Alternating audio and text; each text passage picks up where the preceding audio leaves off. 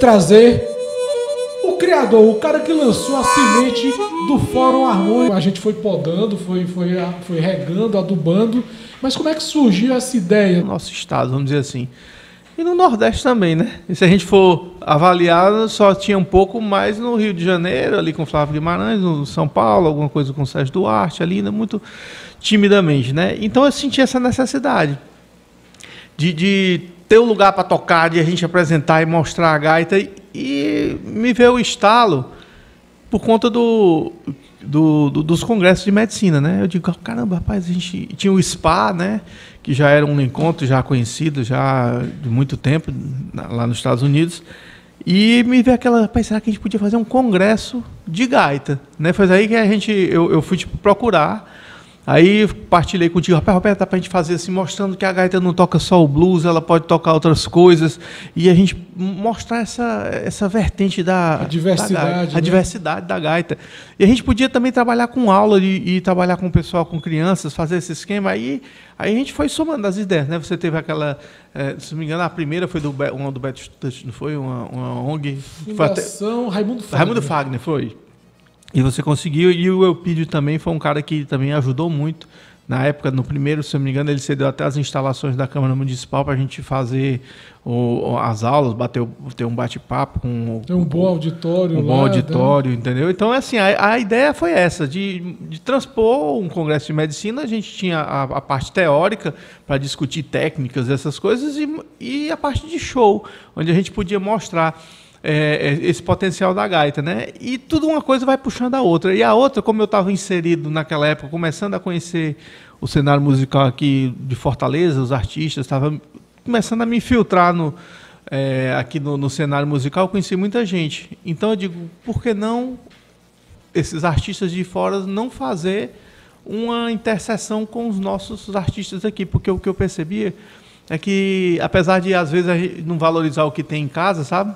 Aqui a gente tem muito músico bom, cara. Músicos espetaculares. Aí eu cito um Lu de Souza, um Álvaro de Paula, o Alvim. Uhum. A gente teve o Robson, Miquel dos Santos. Que é um dos maiores baixistas do Brasil. O Miquel, ele se apresenta em qualquer lugar do mundo e não tem problema. Ele, nível internacional, Miquel. É verdade. É um mestre. Não, pois é. São profissionais assim, espetaculares. A gente teve a oportunidade de trabalhar Kainan Cavalcante. Pô, super luxuoso, né, um negócio desse, né? Ribamar Sete Cordas tocou com a gente. Aloysio Januário. O saudoso Tarcísio Sardinha, que nos deixou há pouco tempo. O nosso também mestre Luizinho Duarte também. Luizinho, Ricardo Pontes tocou bateria com a gente. Muita gente, o Nel. Muita gente muita gente boa tocando aqui, entendeu? Então era uma coisa que eu pensava, inclusive do Fórum Harmônico saíram algumas parcerias, né? O Kainan com o Bené, né? Eles fizeram um trabalho depois aqui, o Rio do Hora com o baterista, como é agora? Esqueci o nome. Deu um branco, me lembro já. Aí, Adriano Azevedo. O Adriano Azevedo, como Groove Tal, o Rio do Ouro produziu um disco do Adriano. Essa parceria gerou um intercâmbio que não se restringiu somente ao Fórum Harmônicos. E assim, eu fico muito feliz assim, por você ter caminhado esse tempo assim com a gente, foi bacana, a gente está junto assim. E a gente continua agora nesse formato digital, se adaptando à nova realidade, né?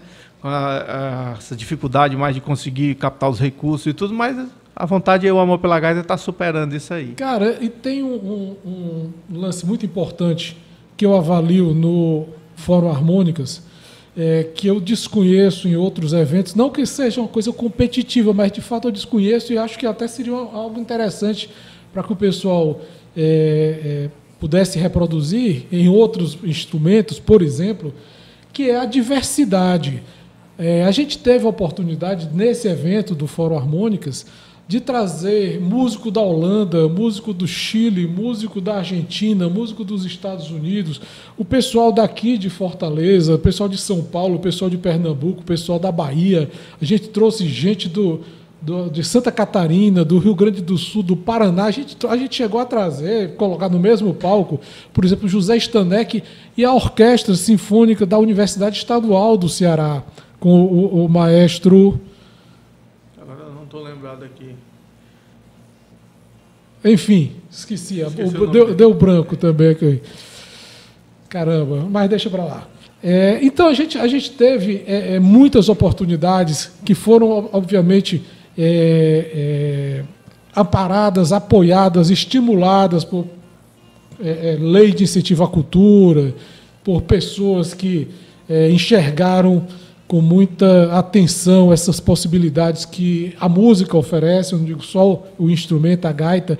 E uma coisa que eu queria ver, por exemplo, que eu espero muito ver, é que, por exemplo, o pessoal da sanfona, do contrabaixo, possa fazer também experiências como foi o Fórum Harmônicas. Aí a gente teve no palco, por exemplo, o Rodrigo Bezê, músico daqui, que começou a carreira acompanhando o Fórum Harmônicas.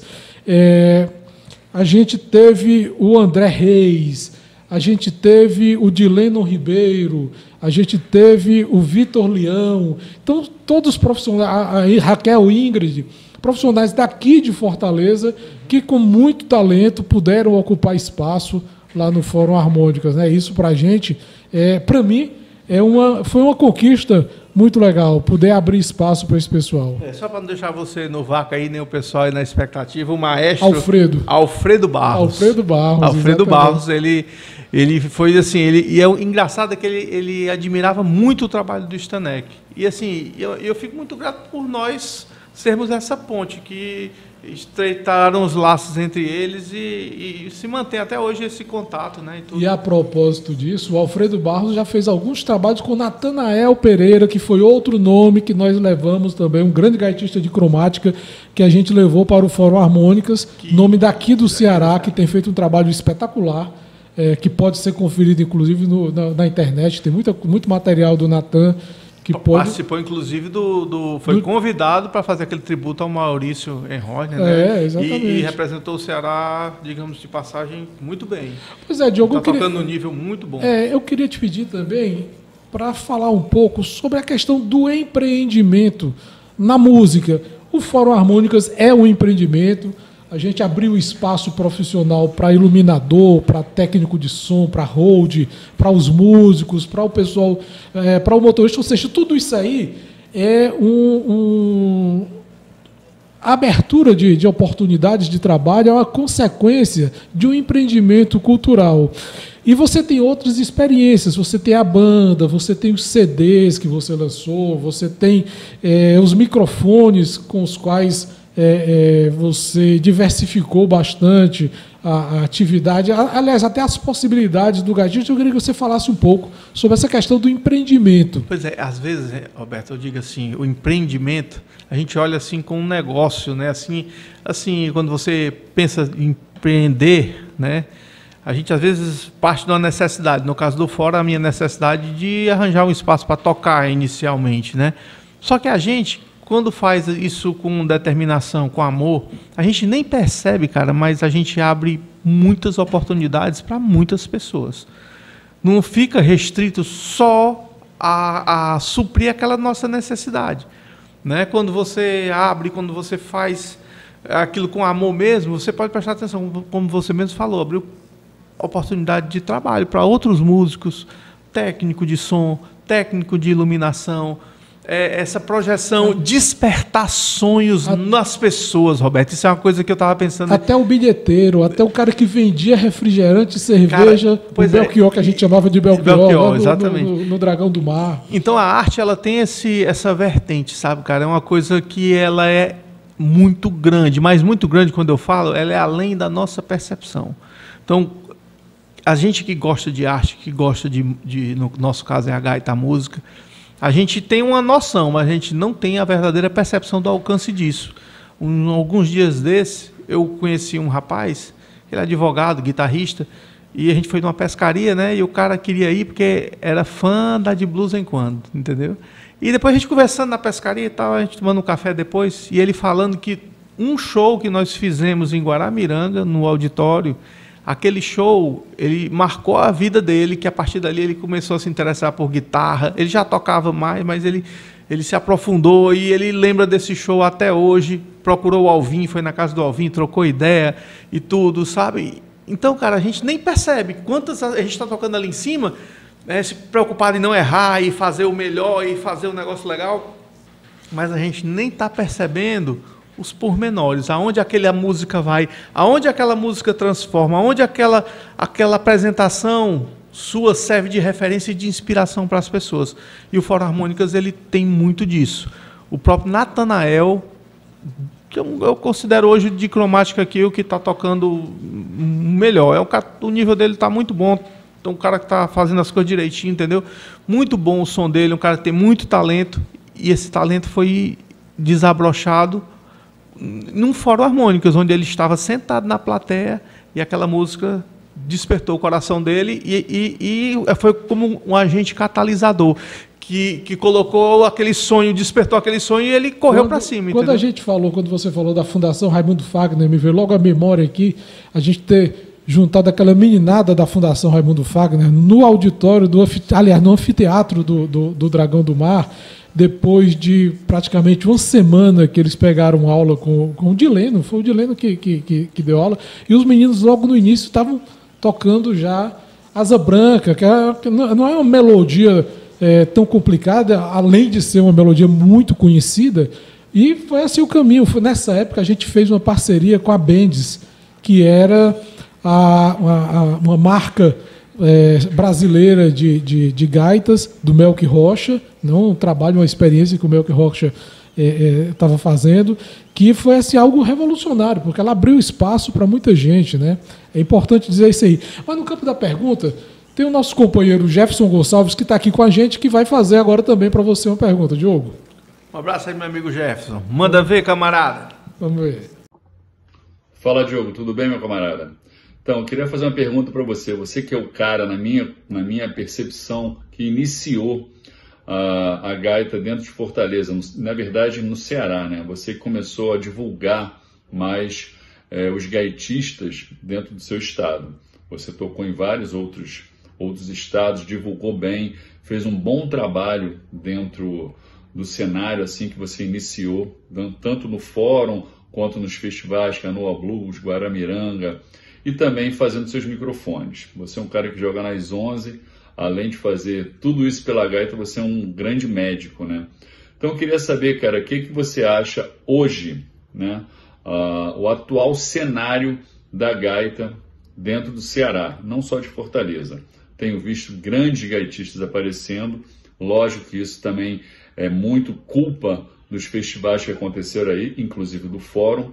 Eu queria saber o que você está achando do cenário da gaita, tanto diatônica quanto cromática, dentro do estado do Ceará.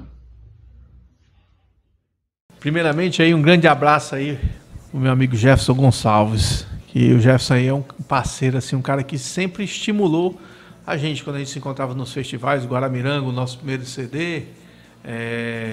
O Jefferson deu muita força pra gente estava querendo desistir de terminar de gravar, ele disse, não, cara, termina de gravar e tudo, isso até ajudou a gente quando, na época, a Blues Time. O Jefferson é aqui pioneiro do Fórum Harmônicas. Do Fórum Harmônicas. Ele é do grupo pioneiro do Fórum Harmônicas. Ele, o Benevides, o Stanek, o Eberienos, né, faz parte. Então, assim, ele citou muito bem que realmente esses festivais era o que a gente vinha conversando antes da pergunta do Jefferson, né? Esse que eu falei, essa percepção de você atingir as pessoas com o que você faz, não só dentro da música, em qualquer profissão. Você pode... O ser humano, na verdade, ele é referência do outro. A gente começa quando nasce referência dos nossos pais, de um irmão mais velho, de um tio. A gente vai buscando a referência e vai formando a nossa personalidade. E isso vão crescendo os nossos sonhos e tudo. E na arte, isso também funciona. Por isso que eu acho importante a gente expor as pessoas, principalmente as crianças, a juventude, para poder elas escolherem o que elas querem. Entendeu? O que elas querem fazer. Então, o Fórum Harmônicas eu vejo muito como instrumento dessa ação de expor as pessoas, colocar em contato as pessoas com a gaita, no caso era esse instrumento. E o cenário hoje realmente o Fórum Harmônicas ele é responsável por despertar em muita gente a vontade de tocar. O exemplo que a gente conversou antes aqui, o Natanael, que se eu não me engano, 2 anos antes dele começar a tocar e aparecer, ele estava sentado na plateia do Fórum Harmônicas, ouvindo aquilo ali. E se eu não me engano, eu não sei se foi o Rio do Hora ou foi o Stanek, foi um gaitista de cromática que ele viu, que ele... Jeová. O Jeová também foi. Que ele disse, cara, é isso que eu quero tocar.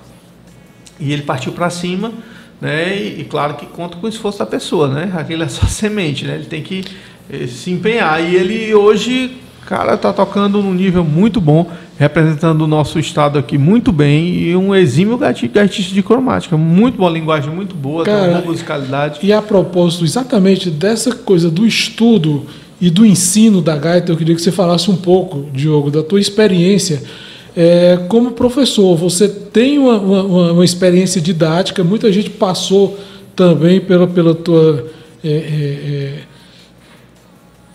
Pela tua orientação mesmo, pelas dicas. Eu queria que você falasse um pouco sobre esse trabalho de... Exatamente. Quando eu comecei a dar aula, passar alguma coisa do que eu tinha aprendido, assim, muito por conta de quando eu fui aprender, eu não encontrei ninguém que me ensinasse. Entendeu? Assim, eu comecei a tocar mesmo assim... porque eu escutei um disco do Blues Etílicos e eu gostei, e eu fui buscar, e aqui a gente não tinha muitos professores aqui. Praticamente a minha tinha o Chico, eu esqueci o outro, da gaita. Era um Chico, rapaz, o Chico Carlos. Chico Carlos, que ensinava ali na universidade e tudo, mas era a única referência que eu vi. Mas antes de eu descobrir ele, eu já tinha buscado... já procurar na nossa época, quando a gente começou, né? Somos mais antigo a coisinha. O Jefferson também, né? Bem antes, né? Não tinha internet. Aliás, a internet depois ela foi surgir aquela... Engatinhando, a discada. Internet a carvão. A carvão, a discada. Me lembro demais que eu namorava com a minha esposa, hoje a minha esposa, quando era namorada dela, às vezes eu ia pegar na casa dela, e na casa dela tinha internet, na minha não tinha. Que ela era analista de sistema, e ela já tinha a internet de escada. Eu me lembro, cara, que eu coisa rápida. Peguei uma hora para entrar. Uma hora para entrar.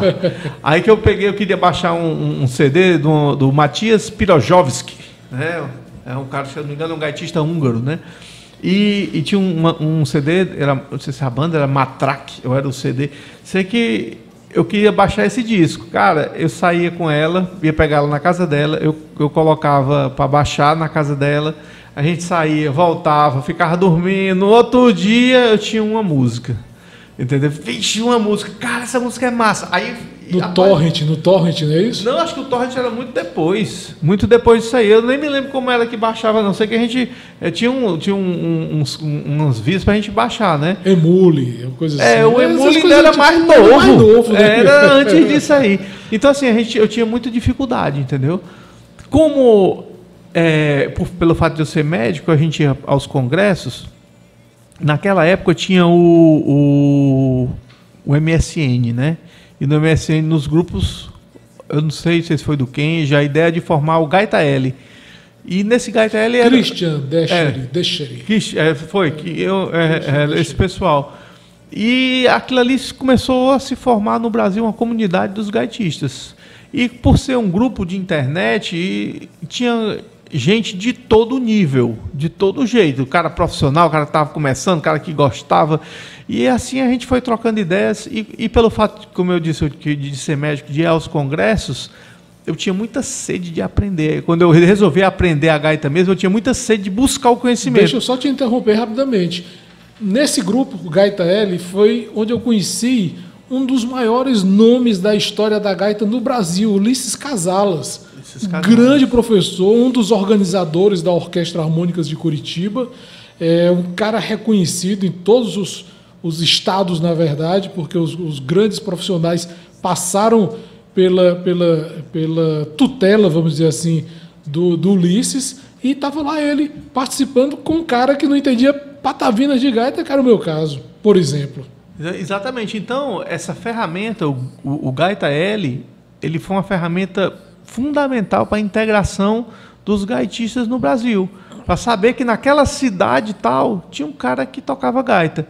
E foi através do Gaita L que eu comecei a buscar esse conhecimento. Eu tinha muita sede de aprender, eu quero tocar.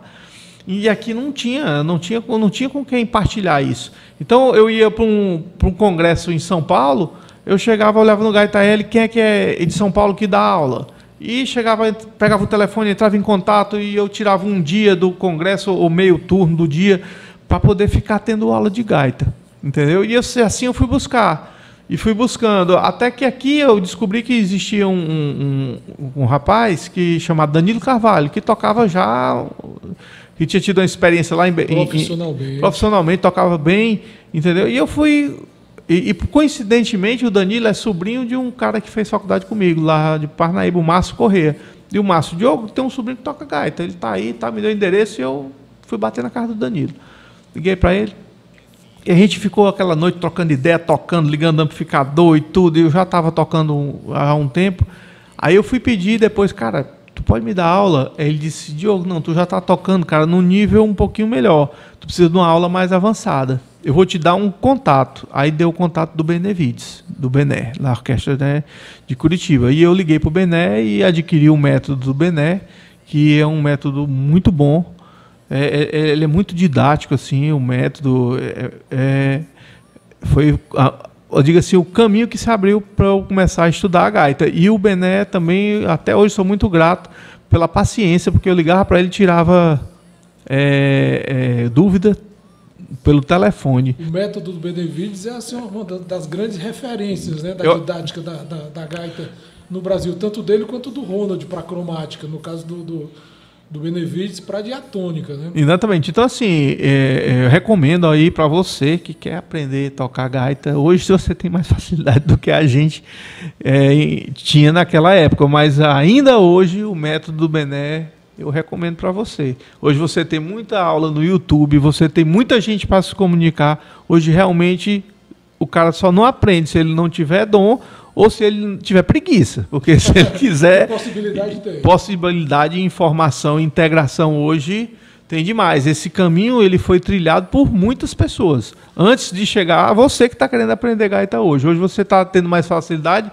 por conta de muita gente que ralou. Flávio Guimarães foi ter experiência lá nos Estados Unidos, fora, foi buscar. Então não existe essa de você querer tocar sem estudar, não dá. Tem até uma figurinha, uma vez que a gente participa, tem um grupo do WhatsApp que é Arquitetos do Vento, né? Tem muita gente nova tocando pra caramba, sabe? Tem muito talento hoje no Brasil. Aí tem lá uma figurinha que o cara vinha descendo assim uma estrela cadente, aí o cara olha, aí diz assim, aí faz o pedido, né? Eu quero tocar gaita sem estudar. Aí na outra figurinha a estrela voltando. Cara, agora sobre estrelas cadentes, tem uma estrela cadente na tua história que é a tua passagem, teu ingresso no cenário da religião, no cenário religioso. Você levou a gaita, vamos dizer, para a música religiosa, uma música de louvor aqui no Ceará.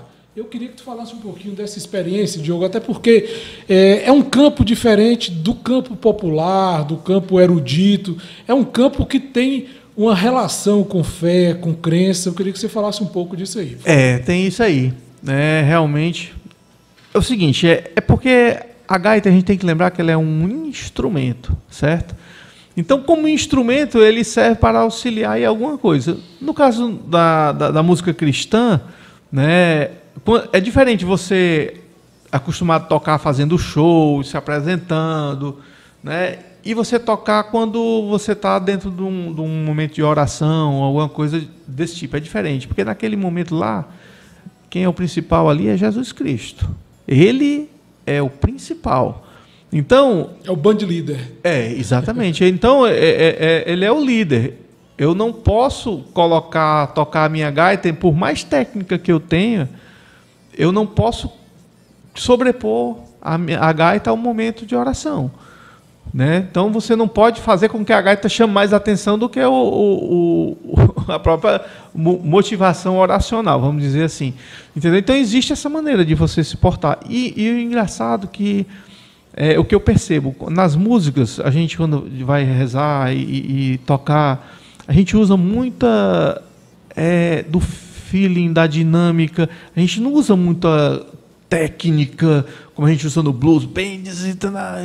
A gente usa menos, a gente usa mais, às vezes, uma nota só mais longa, você trabalhar a dinâmica, um vibrato, Muitas vezes a gente toca muita coisa em primeira posição, em cima da melodia, porque ela Você só... pode dizer muita coisa. Eu dou uma nota mais longa, com um volume mais alto, com intensidade maior, né? Exatamente. Dá pra dizer muita coisa. Então, Passa muito de sentimento. De sentimento, exatamente. Eu posso até te dizer que muitas vezes quando eu estou tocando no Ministério de Música lá, eu rezo através da minha gaita. Entendeu? Às vezes até pronunciando alguma coisa nas notas, entendeu? Então eu rezo muito. O Ministério de Música, assim, uma das funções dele é levar o espírito da pessoa até preparar aquela pessoa para ter uma experiência com Deus, para poder a pessoa amolecer o coração, para abrir um pouco, sabe, para poder ela... Porque às vezes a gente tem essa dificuldade de ter essa percepção, essa relação com Deus, porque a gente é fechado muitas das vezes dentro de nós mesmos, entendeu? Então, quando a gente se dá essa experiência e se permite, aí a música ela é esse canal, ela é como se fosse o transporte para isso. Então, assim, na música cristã eu estou tentando ainda fazer, estou conseguindo, estou juntando a galera, já fiz umas composições assim, e fazer um trabalho de blues cristão. Isso é uma vontade que eu tenho, que se Deus me der essa graça eu vou conseguir. Nos Estados Unidos a gente tem vários e vários nomes que fizeram um trabalho de blues cristão, sobretudo nas denominações pentecostais. O pessoal do protestantismo tem feito isso com muita frequência, coisa que a gente não tem aqui no Brasil ainda. Ainda, né? Mas vamos ter ainda. Entendeu? Então, assim, até um pianista, Charlie Brown, ele tem algumas coisas, até um disco que eu tenho dele, tem muita coisa, né, que ele fala nesse ponto. Então, assim, é uma coisa que eu estou trabalhando ainda, para a gente... eu toquei 2 anos, participei eu sou da comunidade católica Shalom, sou consagrado, né, da comunidade Aliança, e teve uma época que eu toquei 2 anos com o Ministério de Música Missionário Shalom. Esse Missionário Shalom, ele é um ministério, na verdade, não é uma banda, né? Porque ela vai mudando, os componentes vão mudando, e ele se apresenta no Brasil todo, a função de levar, através da música, né, a mensagem de Jesus Cristo, né? Só que é uma coisa assim que eles são bem descolados, rock, pop, é um negócio bacana, a galera muito boa, sabe, muito talentosa, né, muito cuidadosa, rigorosa assim na produção, nas coisas. É um pessoal que se forma assim, se constitui músico e vai para o ministério, ou chega no ministério e se constitui músico? Não, geralmente as pessoas já tocam, né? Então, nesse caso, ele é chamado a servir, tem aquele serviço que ele faz para a comunidade através do ministério. Bacana. Lá não existe uma aula de música, entendeu? Não. No próprio Shalom existe, dentro do Colégio Shalom, a escola de música. Tem valores como tolerância, responsabilidade, solidariedade, tudo que acompanha esse tipo de atividade, né? Pois exatamente. Então, assim, de blues mesmo, assim, naquele blues mais, numa linguagem mais perto do blues tradicional, né, que até é um pouco difícil, o Marcelão aí vai falar sobre isso aí, que é mais a praia dele mesmo, do blues tradicional. Dentro da música cristã a gente não tem. Então, na de blues em quando a gente já tenta fazer, teve algumas músicas que a gente fez nesse último lançamento, assim, com uma mensagem cristã, não falando diretamente de Jesus Cristo, mas falando da mensagem de cristã, de você acreditar no seu casamento. Volte para mim, é uma música que a gente fez, né? Volte para mim, baby, eu te prometo a verdade, sei que o passado me condena, te juro não é falsidade. Volte para mim, baby, mas volte logo, tô morrendo de saudade. Entendeu? Isso é um lance que o cara vai investindo, e o cara fez besteira, mas está brigando pelo casamento, não aquela cultura de você largar e trocar do descartável, entendeu? De você, apesar dos seus defeitos, você lutar contra eles, entendeu? Em prol de algo maior, entendeu? Cara, por aí. A gente tem outra pergunta do Jefferson que eu acho que até casa direitinho com o que você está explicando pra gente. Vamos ouvir? Vamos, mas antes eu queria só dizer que eu só falei do Natanael, mas aqui existem outros caras, Rodrigo Bezerra, o Dileno também, que eu dei aula ao Dileno. Então no começo eu dava muita aula, mas com o passar do tempo que eu senti essa necessidade e queria transmitir isso para as pessoas, né, para ter mais facilidade para outras pessoas. Mas que com o passar do tempo a medicina foi me roubando muito tempo. O próprio Elpidio, né? Pois é. Secretário de Cultura do município. E fui me roubando muito tempo a medicina e eu fiquei sem poder dar aula. Aí ensinei o Dileno também a consertar a gaita. E depois o Dileno já estava dando aula para as pessoas que me procuravam. E o Dileno já estava consertando as minhas gaitas. Tá ótimo, é assim que a coisa circula. Então é isso aí. Vamos lá para o Jefferson. Vamos lá, Jefferson. O seu modo de tocar, eu sempre percebi que você é um cara que curte muito Jean-Jacques Milteau. Não sei se eu estou enganado, então se eu estiver enganado você me corrige. Mas queria que também você falasse um pouco mais da sua história, como você começou a tocar, quem foi seu professor, se você teve professor e quais as suas principais influências. Então assim, e outro cara que eu esqueci, que hoje é um dos caras que está tocando diatônica muito bem, talvez um dos melhores caras que está tocando diatônica aqui no Ceará, que é o André Reis. Dando aula. Dando aula, tá fazendo... É outro cara que eu admiro muito, que ele vai buscar, ele tem essa sede de entrar em contato com o pessoal e aprender, entendeu? É que eu acho legal, as pessoas que às vezes têm aula com a gente, mas depois ele... É você não deixar o cara restrito em você. Caminha com as próprias pernas. Caminhar com as suas próprias pernas. Você mostra que existe outras coisas. Como diz, cada cabeça é um mundo, né?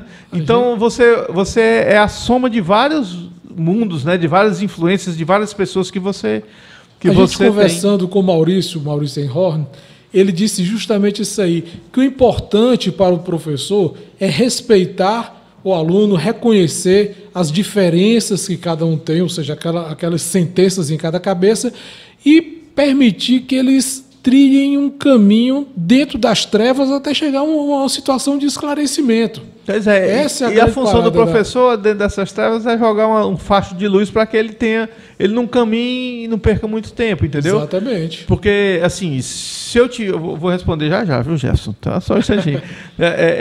que eu acho isso importante, né? De você ter uma orientação.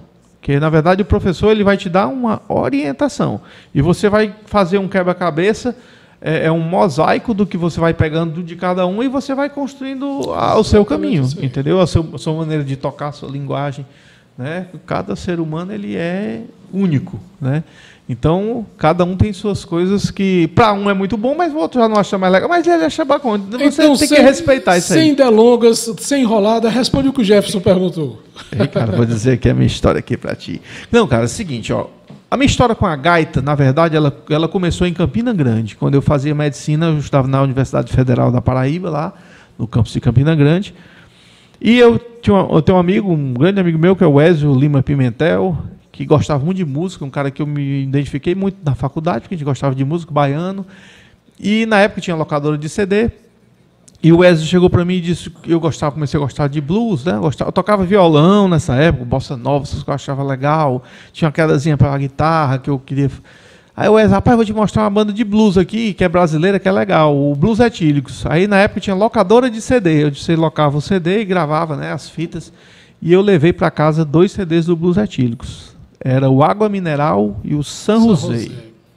Então eu levei esses 2 discos para casa. Cara, e quando eu escutei, eu disse, caramba, cara, que guitarra legal, bicho. Caramba, que guitarra é essa? E eu ficava prestando atenção naquela guitarra, só que não era uma guitarra, era a gaita do Flávio Guimarães. Eu disse, caramba, isso é uma gaita, meu irmão. E a gaita faz isso. Aí eu digo, cara, eu vou aprender a tocar isso aí. Aí eu comprei uma gaita, uma Hohner, Em Lá, obviamente. Que nada. Foi uma como é, cara? Era até um modelo agora. Hohner chinesa. Não, foi uma azulzinha boa. Uma Marine Band Blues Harp. Acho que era Blues Harp, uma azulzinha. Sim, eu sei qual é. Né? Só que eu comprei em Mi. Né? Aí o vendedor disse, não, essa aqui acho que ele só tinha perfeito, só tinha essa no estoque, né? Ele me passou e me empurrou essa gaita em mim. Cara, e eu não... Tava 5 anos empurrou essa gaita em mim, né? Aí eu não conseguia, cara, tocar. Eu queria, obviamente, eu pensava que inicialmente eu ia tocar no mesmo tom, o meu amigo Ezio tocava violão, fazia as bases em Mi, e eu tentava tocar com a gaita em Mi, e eu não conseguia, cara. Não encaixava, assim, tinha hora que encaixava, mas não dava certo. E eu deixei aquilo de mão. E eu ficava aquela gaita lá no meu... Eu estudava aqui e ela ficava no meu birô, essa gaita em Mi. E eu não conseguia tocar. Aí como ela ficava ali, nos intervalos que eu ficava estudando, eu ficava brincando com ela. Fazendo e brincando. Aí eu morava no terceiro andar e tinha uma galera da engenharia que morava no segundo, né? Uns amigos meus. E vizinho no meu apartamento tinha um pastor alemão, uma casa que era muro coladão assim.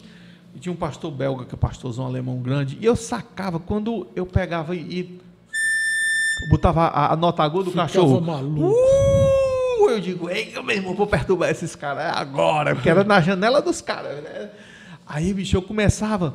O meu objetivo era o seguinte: eu tocar a nota, só que o mais baixo possível para os caras não saber que eu estava tocando e que o cachorro escutasse que eu uivasse para perturbar os caras. Eu comecei a trabalhar. Trabalhando a dinâmica, né?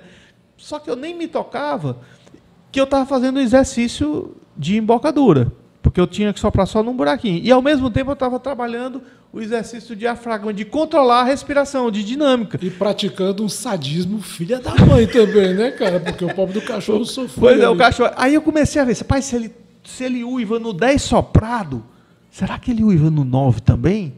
Aí eu saí testando a frequência até que o cachorro... Essa aqui ele uiva, essa aqui não. E aí eu saí. E aspirada, será que... Aí comecei, cara. Aí quando eu vi, eu estava começando a trabalhar todos os orifícios, entendeu? Então, nas minhas folgas do estudo, eu ficava perturbando os caras lá, entendeu? Então, assim que eu descobri, que eu comecei a individualizar as notas.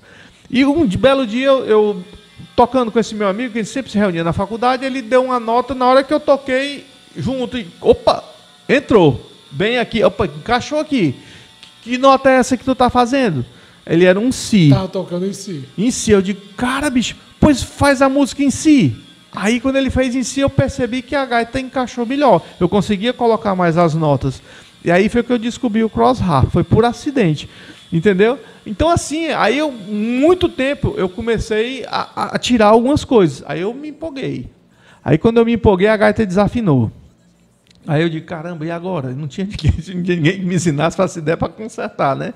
Aí eu disse, aí a faculdade entrou de greve, eu voltei para Fortaleza, aí eu decidi, rapaz, eu vou aprender a tocar essa gaita.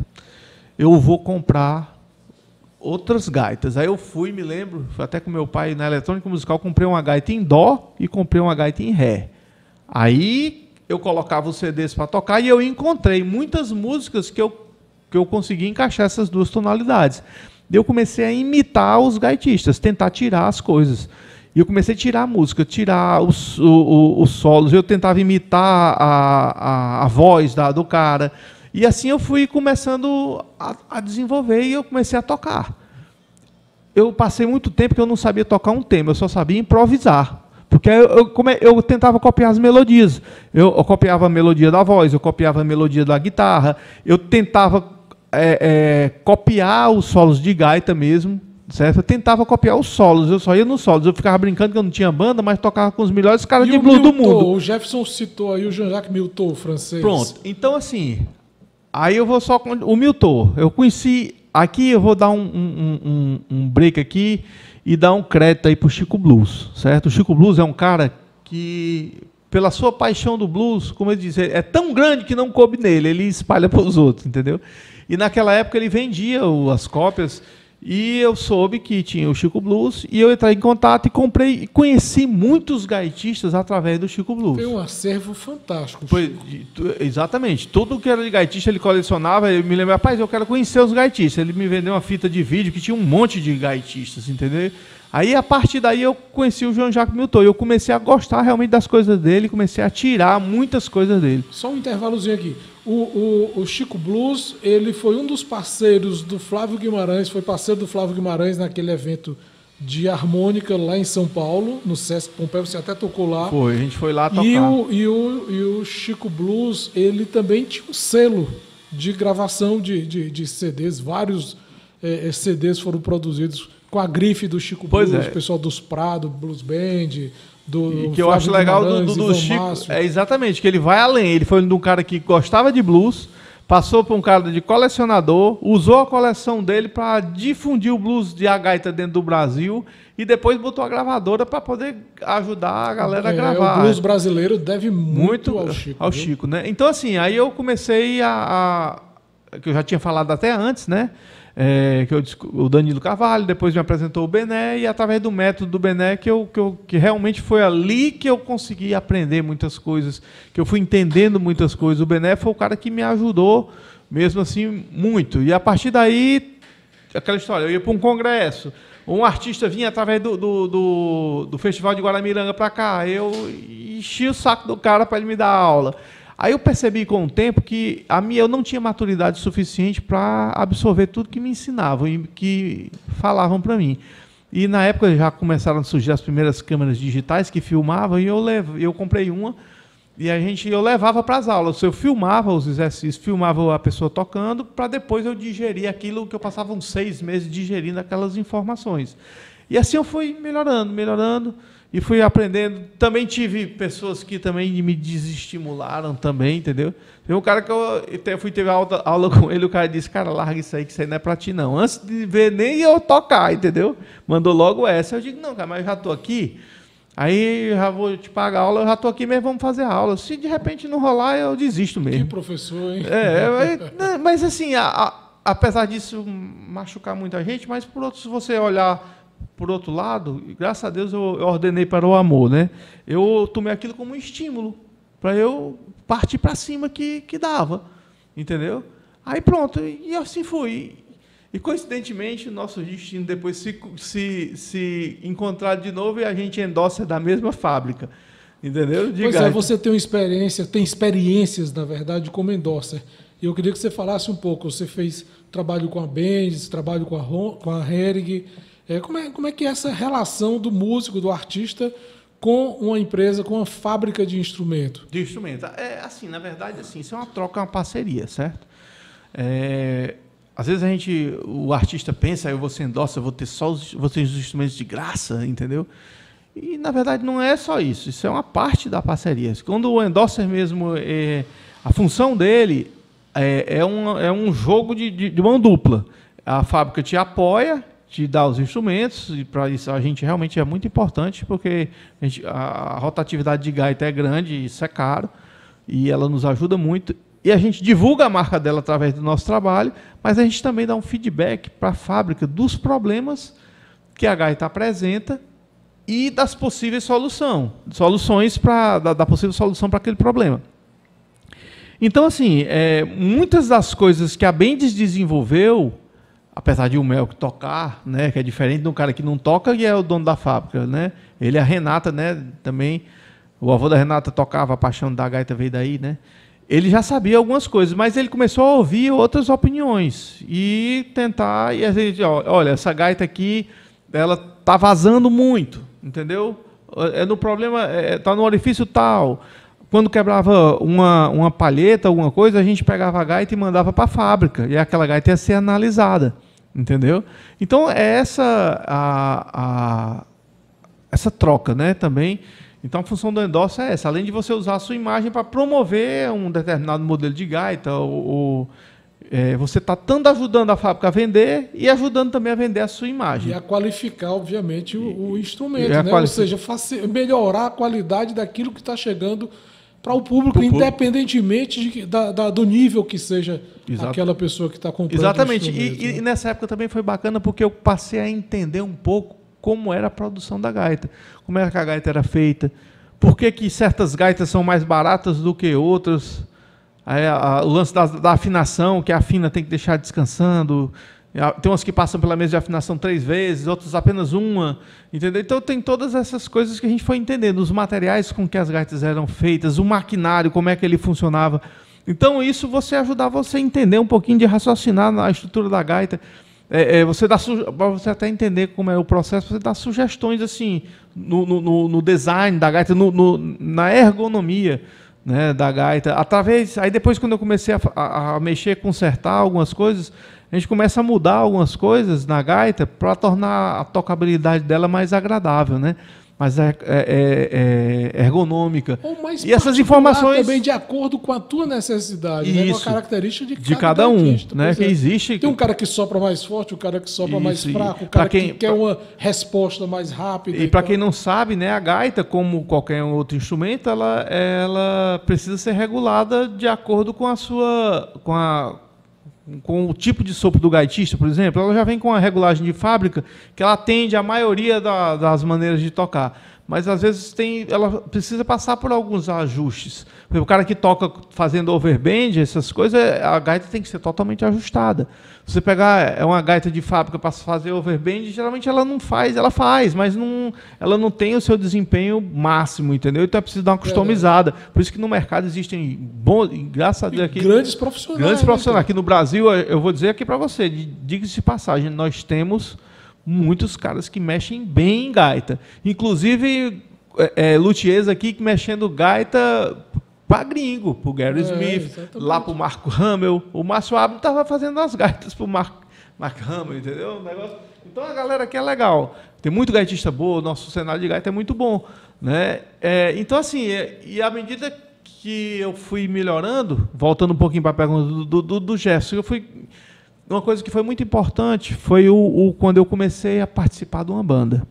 Porque é diferente você tocar só em casa e você passar a tocar coletivamente. Cara, é exatamente isso aí. Fazer parte de uma banda com gaita ajuda de que forma ou com que intensidade a divulgar o instrumento? E eu pergunto isso porque a gente vê que algumas pessoas que colocam gaita, colocam sem muita, vamos dizer assim, eu não diria nem sem qualidade não, com muita vontade, mas sem muita eficiência, vamos dizer assim. Tá? Não vou nem citar nomes de artistas que colocam gaita só soprando por soprar. Exatamente. Agora, porque isso que eu vou voltar lá quando o Jefferson falou da minha influência no Jean-Jacques Milteau, apesar de eu gostar muito de blues, e o Jean, ele toca blues, mas não é o blues tradicional que o Marcelão gosta, eu gosto. Quando eu comecei, eu percebia nele um muito bom gosto de colocar a gaita na hora certa, com muito feeling, sabe? A técnica muito boa. O timbre dele já é um timbre mais magro em relação aos bluseiros assim, tal, de raiz, Kim Wilson, essa galera assim. O time dele é mais magrinho, vamos dizer assim, em relação aos outros caras. Mas ele tem uma virtude que eu admiro muito, que é o bom gosto e essa miscelânea ele faz valsa, ele faz uma balada, ele faz blues, ele faz rock, entendeu? Então, assim, e ele tem muito bom gosto. Então, quando você começa a tocar com banda, você tem que exercitar, de certa forma, isso. Você tem que respeitar o espaço do outro, tem a sua hora de brilhar, vamos dizer assim, mas tem a hora do outro.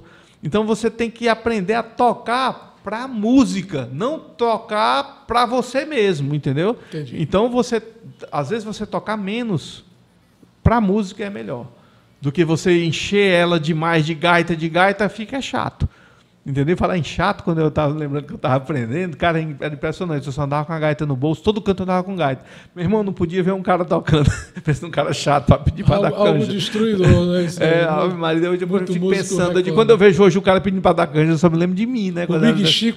O Big Gilson, de sacanagem pura, chama a gaita de porrinhola. Aí o cara vai tocar. Diogo, vamos aqui para a pergunta final do Jefferson. Vamos ver o que é que ele tem mais a acrescentar aqui. Vamos lá, meu amigo Jefferson. Outra coisa que também que eu percebi recentemente, eu vi uns vídeos de você cantando. Diz um pouco pra gente aí, como é que o que te levou a cantar e a fazer essas versões da música brega pro estilo blues? Isso a gente falou do Milton, né? Assim, foi um dos caras que eu comecei a ouvir, mas também ouvi muita coisa, muito Little Walter, muita coisa de blues, né? James Cotton, eu ouvia muito no começo. Então, assim, você vai montando as suas coisas através do. Aí o Chico Blues, nesse ponto, ele foi fundamental. Porque através dele eu ia conhecendo os caras novos, eu ia curtindo outro cara, isso é legal também. E eu ia começando a incorporar no meu fraseado algumas coisas de um pouquinho do gaitista, Sugar Blue, alguma coisa do Sonny Boy, é outro cara também que eu ouvi muito, do outro cara, Flávio Guimarães. Eu acho que Jean-Jacques Milton não foi nem minha principal influência. Eu acho que a minha principal influência foi o Flávio Guimarães. Foi o cara que eu comecei a escutar. Entendeu? Aí foi o meu ponto, meu start. Então, tirei muita coisa dele, muito fraseado, e eu escutava muito blues etílicos, entendeu?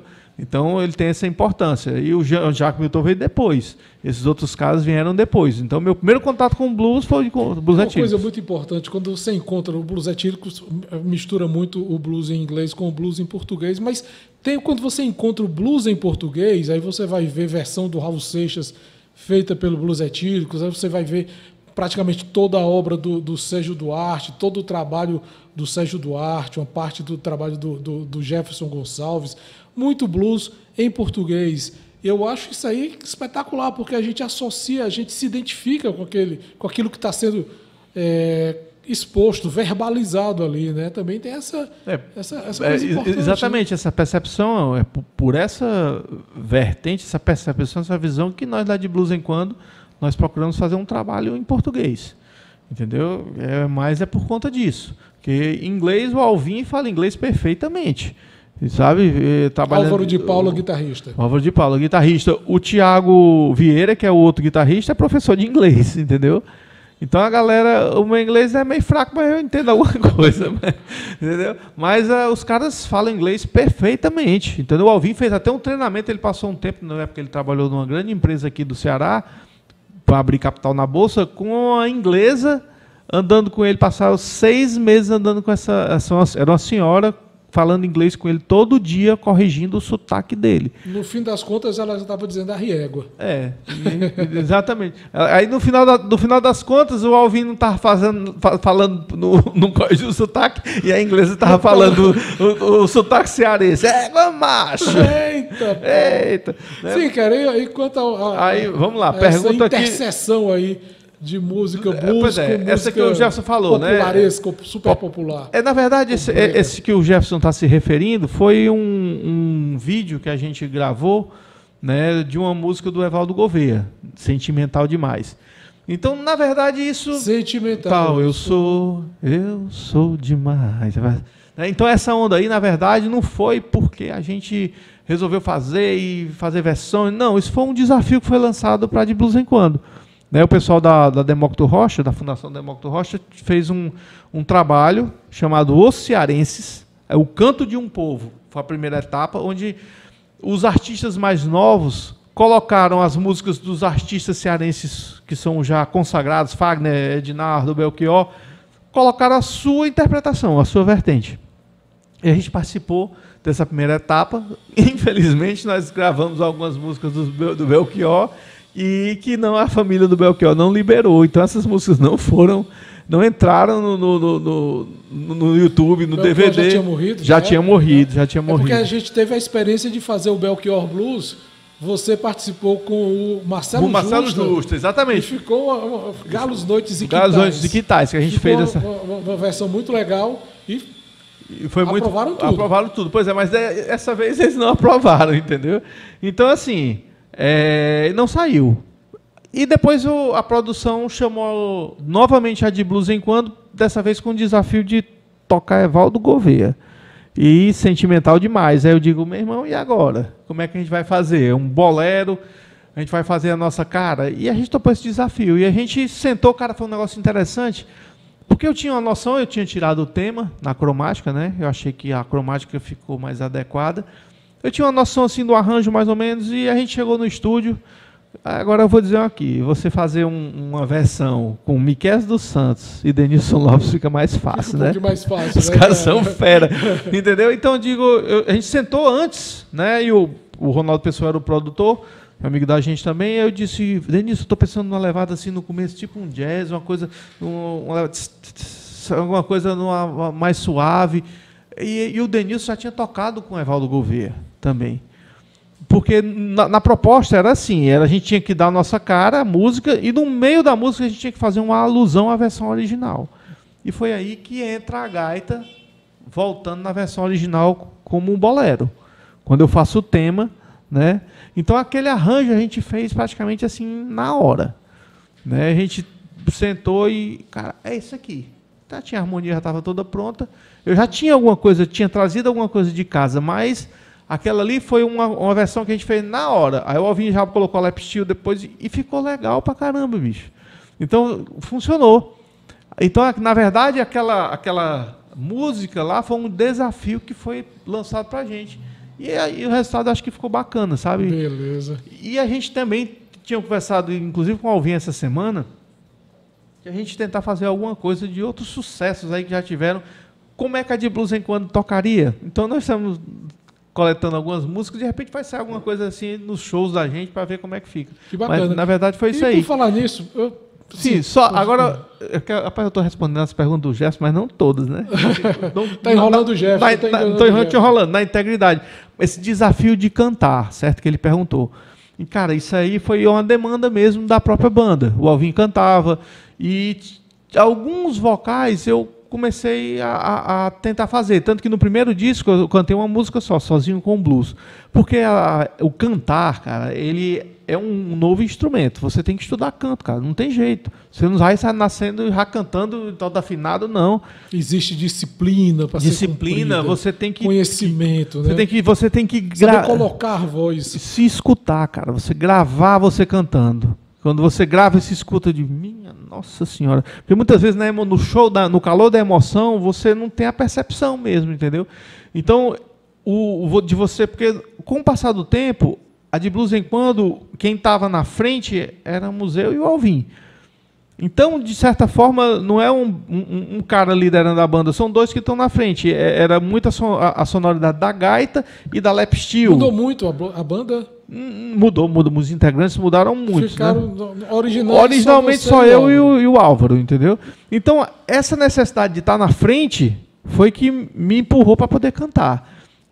E a cada vez você se escutando e se detestando, e de misericórdia, você dando a cara a tapa, né? Para ser criticado e tudo. Mas, enfim, eu botei uma coisa muito, muito reta.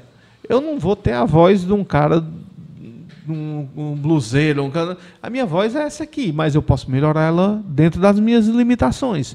Então, eu procurei orientação, procurei alguma coisa quando eu fui gravar. As tonalidades, eu não sou um grande vocalista, eu estou longe muito de ser isso. Mas tem certas músicas que combinam, aquelas músicas mais bem-humoradas, com as coisas que eu gosto de cantar e brincando, e dá mais certo, funciona mais do que eu ouvi em certas músicas. E a gente vai dividindo os vocais, se ajudando, um reforçando o outro, apoiando. Back pro outro. Então, assim, cara... é o nosso jeito. Então eu não nasci com a voz num Caetano Veloso, de uma galera top. Não nasci, mas eu nasci, Deus me deu essa voz. Então eu tenho que explorar o que eu tenho, entendeu? Fazer o melhor que eu posso dentro da minha limitação, mas que seja direitinho, entendeu? O que é que a gente tem previsto pelo Diogo Farias, pela banda de Blues em Quando? Eu digo isso porque tu tem também alguns trabalhos que você faz com outros parceiros. Então, o que é que a gente tem previsto para esse ano ainda de 2022? 2022 a banda está realmente retomando. A pandemia ela interrompeu o nosso lançamento do disco chamado Do Baú. A gente preparou um CD com músicas inéditas, né? E essas músicas eram composições que a gente tinha antigas, que estavam guardadas, e a gente resolveu colocar e gravar essas músicas. A gente chegou a fazer o lançamento do álbum no Festival de Guaramiranga de 2020. E logo em seguida a pandemia entrou e aí a gente não teve a oportunidade ainda de trabalhar esse álbum. Então muitas pessoas não conhecem as músicas desse álbum ainda. Então eu convido a você, está na plataforma, está no YouTube, tá? Vocês entrem lá no nosso canal, se inscrevam lá, dê essa força pra gente, escutem lá o trabalho da de Blues em Quando, que a galera toca bem, bicho. O gaitista é bom. O gaitista é mais ou menos, mas o resto, a galera... É um trabalho assim honesto, eu acho bem legal.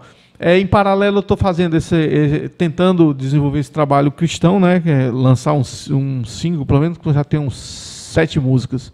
Aí a gente vai estar ensaiando para tentar gravar isso e lançar isso dentro das plataformas também. E divulgar esse novo trabalho aí que a gente está fazendo esse ano, e essa ideia que eu troquei com o Alvin ontem, né, de a gente tentar fazer dentro do nosso show algumas músicas que fizeram sucesso da nossa música brasileira, com a visão da De Blues em Quando. Como é que a De Blues em Quando tocaria aquela música? A gente, de repente, faz isso aí. Então é isso aí que está rolando para esse ano. É isso aí. Diogão, cara, eu quero muito agradecer essa possibilidade da gente se reencontrar, a gente que tanto trabalho fez com o Fórum Harmônicas, tantas pessoas que a gente recebeu, tantos artistas, e hoje sou eu que estou te recebendo aqui nessa atividade. A gente está completando agora 15 anos, eu acredito, de Fórum Harmônicas, ou 16 anos de Fórum Harmônicas, é uma história bem longa, e hoje quero mais uma vez te agradecer o tempo que a gente pôde estar falando para o pessoal aí. Eu queria agradecer pelo Roberto assim, por ter me convidado, né, para falar um pouco de gaita, que eu gosto muito, entendeu? E para mim esse tá aqui é uma beleza, que eu passei uma dureza aí no Covid, o Covid quis me levar, quase me leva, fiquei meio teimoso, ruim. Hein, cara? Mas ainda estou tocando gaita aí para vocês aí por um tempo ainda, né? Aguenta De Blues em Quando. Vamos ouvir agora então, derrubando tudo aqui. Vamos ouvir agora então o Diogo Farias com a De Blues em Quando, não é isso? Um abraço, pessoal. Obrigado aí pela chance. Pessoal. Muita gaita para vocês. A gente ainda tem Maurício Enhorn, Marcelo Naves aqui na nossa programação do Fórum Harmônicas Brasil 2022. Se inscreva aqui no canal, acompanhe, divulgue o nosso trabalho, compartilhe. É muito legal para a cultura da música, para a cultura da gaita, para a cultura. Valeu. E viva vida longa ao Fórum Harmônicas, né? É isso aí.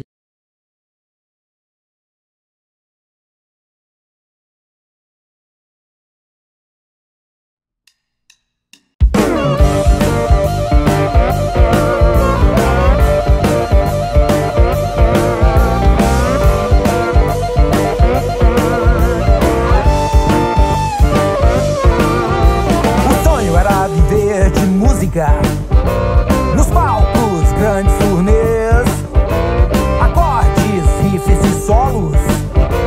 Viver na estrada parecia legal, mas veio a realidade.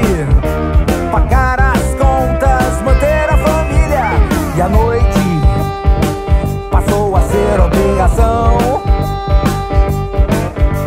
A vida já não é tão fácil, a gente tem que batalhar pelo pão de cada dia, pelo pão de cada dia, pelo pão de cada dia, pelo pão de cada. Quer que eu toque pra ganhar dinheiro? Não tenho grana pra comprar um cinzeiro. Eu quero conhecer o mundo inteiro. Já tô cansado de cantar no chuveiro. O que é que eu toco pra ganhar dinheiro? Sem machucar essa alma de bluseiro. Pois sou muito feliz com o que creio, mas ando muito mal no financeiro. O que é que eu toco pra ganhar dinheiro? O que é que eu toco pra ganhar dinheiro? O que é que eu toco pra ganhar dinheiro?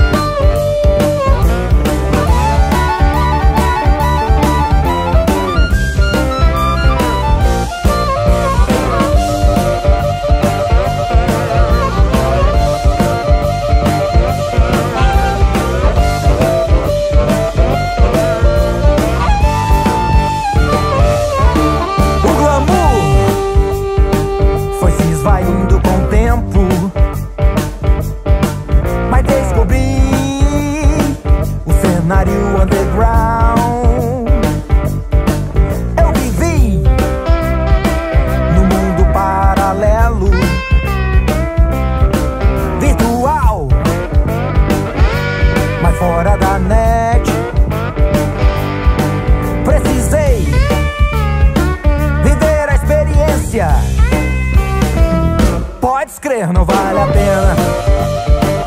Pode escrever, não vale a pena. Pode escrever, não vale a pena.